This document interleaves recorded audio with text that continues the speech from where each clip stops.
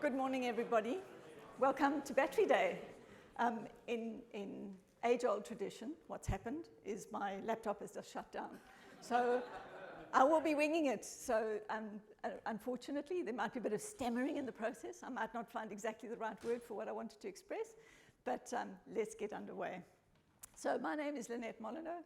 I am a research fellow with the Centre for Policy Futures at the University of Queensland and a co-founder and director of the Advanced Materials and Battery Council. And as my t-shirt would advise you, I am fully charged for a net zero future. I will be your host today. I'd like to start by acknowledging the traditional owners, the Yagara and Turrbal people, traditional custodians of the land on which we are gathered, and pay my respects to their elders past, present, and emerging. In terms of a little bit of housekeeping, if in an emergency, there's an emergency exit over there, there are two exits over here. Head for the doors, out the building is out the front, and down the stairs, across the road, and wait for further instruction.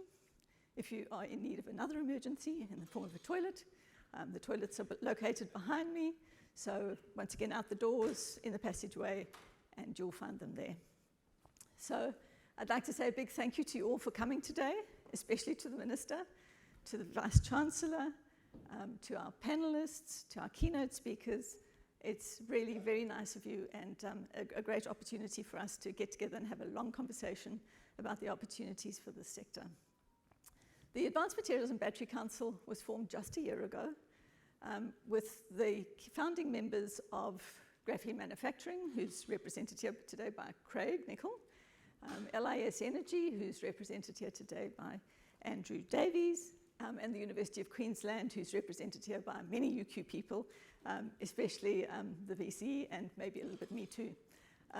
And our primary objective was to make sure that we had three overriding concerns.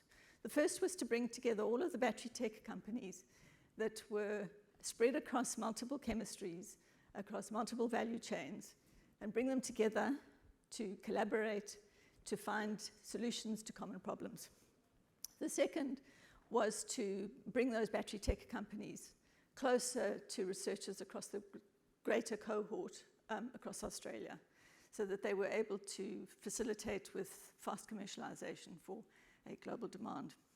And the third option was really for visibility and impact. The government policymakers are unlikely to form policy based on the wisdom of one startup. And they also don't have the time to go for long discussion with multiple different small startups across the sector.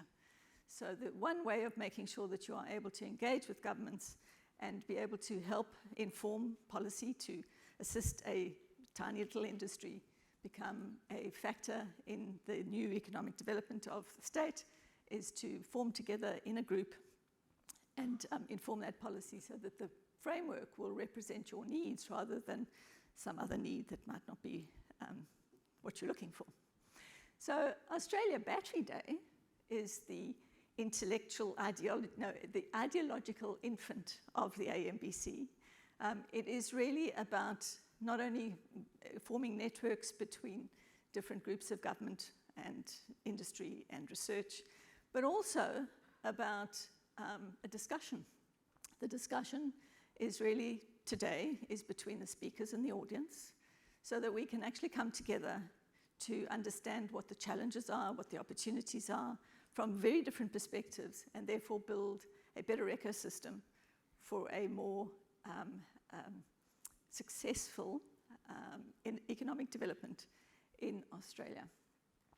So Australia Battery Day would not have been possible without the sponsorship of the Queensland government, in particular the Departments of Regional Development, Manufacturing and Water, the Department of State Development, Infrastructure, Local Government and Planning, and the Department of Environment and Science, who have all contributed to the sponsorship for today, but also to the University of Queensland's research partnerships, which have also sponsored today, alongside a lot of assistance in terms of getting today up and working from an operational event perspective, I need to pay my thanks to the Centre for Policy Futures, which has for long accommodated my rather pathetic excitement about all things battery, and also to the wider university ecosystem, which has really helped me to get this function up and going under very tight deadlines.